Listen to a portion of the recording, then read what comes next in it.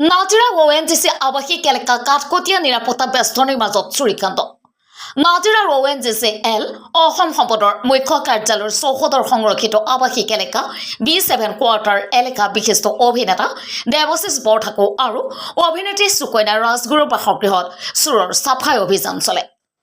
ঘৰত কোনো নথকাৰ সুযোগ লৈ চুৰে লুটি লৈ গ'ল 20 লাখ টকা সোণৰ অলংকাৰ লগতে অন্যান্য সামগ্ৰী। ONGC আৱাসিক এলেকা 34 নং বেটেলিয়ন CISF নিগমৰ নিজা নিৰাপত্তাৰক্ষী আৰু গৃহৰক্ষী বাহিনীৰ সকলোকে নিৰাপত্তাৰ বাবে গিজগিজাই থকাৰ পিছতো এনেধৰণে চুৰিকাণ্ড হোৱা ঘটনা আতংকিত কৰিছে আৱাসিক এলেকা পৰিয়ালসমূহে। নাজিৰাৰ পৰা দিলীপ হাজৰিকাৰ ৰিপৰ্ট, অসম ৰিপৰ্ট। কি ক'বা দেৱশিষ বৰঠাকুৰ? চুৰ হৈছে একদম এতিয়া মই একো ক'ব পৰা অৱস্থাত নাই দেই। এনে কিমান মান বস্তু অলংকাৰ তোমালোকৰ নিছে? 10-15 লাখ মান হ'ব। 10-15 লাখ মান।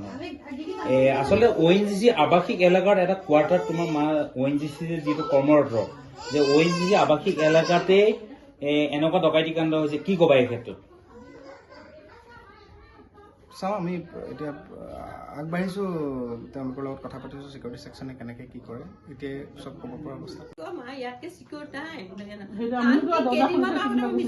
মোৰ ভাগিনজনী ভাগৰ বস্তুখিনি মোক ইয়াত থব দিছিলেহি, মই থলো। পিছত মোৰ অলপ ভয় লাগিলে, কেতিয়াবা হেৰাব বোলো, মই বুজিবলৈ পত্ৰ নে দে তাইক এই অলপমান পঠিয়াই দিলো। অলপমান দিনৰ আগতে ইহঁতে মোক কৈ থাকে বিৰি মানে পাণ এনেকে তাক কৈছে ইয়াতে চিমতি আছে তাক কৈছে দে।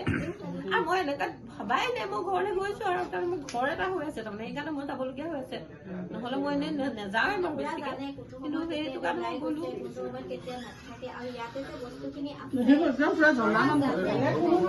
ইমানখিনি বস্তু আছে আৰু আদৰ্শ বিদ্যালয়ৰ হেৰিজন থাকে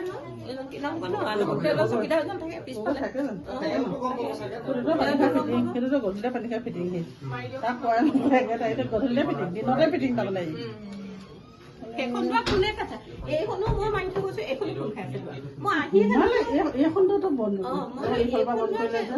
বাইদেউ কৈছো যোৱাখনো কোন খাই আছে। ওচৰতে যেতিয়া ইমান ডাঙৰ এটা ঘটনা হৈ গৈছে ন, আমিওতো এতিয়া ইয়াত ভাবোঁ ONGC কলনী বহুত ছেফ হয় ন আমাৰ ইয়াত, তো আমি এতিয়া কি বিশ্বাসত এনেকৈ ইয়াত লগত থাকিব পাৰিম? একোতো আমাৰ একো চিকিউৰিটি তেনেকুৱা আছে, কিন্তু ইয়াত একো এনেকুৱা হেৰি নাই। এতিয়া আমাকো কিবা এটা মানে হেৰি লাগে আৰু সহায় লাগে আৰু ভালকৈ, যাতে আমি ভালকৈ সুৰক্ষা হৈ থাকিব পাৰোঁ ন। মানে আৱাসিক এলেকাত আপোনালোকে যিটো নিৰাপত্তা পাব লাগে সেই নিৰাপত্তা পোৱা নাই মানে? হয়, পোৱা নাই কাৰণে আজি এনেকুৱা এটা চুৰিকাণ্ড হয়।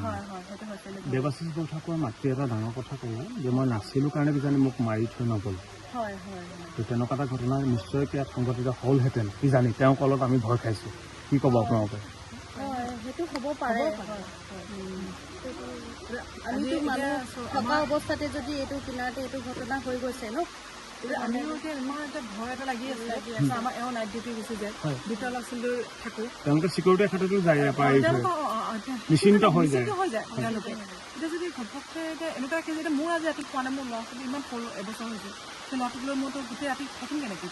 আজি ৰাতি মই এতিয়া খাই থাকিবলগীয়া হৈছে। অন্ততঃ চিকিউৰিটিটো যাতে কিবা এটা ব্যৱস্থা কৰি দিয়ক। মানে আপোনালোকে এতিয়া বিনিদ্ৰ ৰজনী পাৰ কৰিব লাগিব বুলি আপোনালোকে কৈছে, মানে ইয়াত টোপনি নাহিবই ন। ইমান ওচৰতে ইমানখিনি মানুহ থকাৰ পিছতো, ইমান চিকিউৰিটি থকাৰ পাছতো এনেকুৱা এটা হৈ গৈছে, নিশ্চয় আমাৰতো এটা মনত এটা ভয় ভাৱ। আজি ৰাতি এতিয়া কেনেকৈনো ৰাতিটো আমি কটাওঁ? মানে আপোনালোকে ক'ব বিচাৰিছে নেকি যে ইয়াত চিকিউৰিটি ব্যৱস্থাটো অকণমান সংশোধন কৰিব প্ৰয়োজন হ'ল? সেইটো আমি ভাবি আছোঁ যে আমি মহিলা সমিতিটো অকণমান কথাটো ক'ম যে তেওঁলোকেও কিবা এটা ব্যৱস্থা কৰক, যাতে আমি অন্তত ছেফ হৈ থাকিব পাৰোঁ। আমাৰ ইয়াতে ঘৰৰ মানুহ কোনো নাই ন।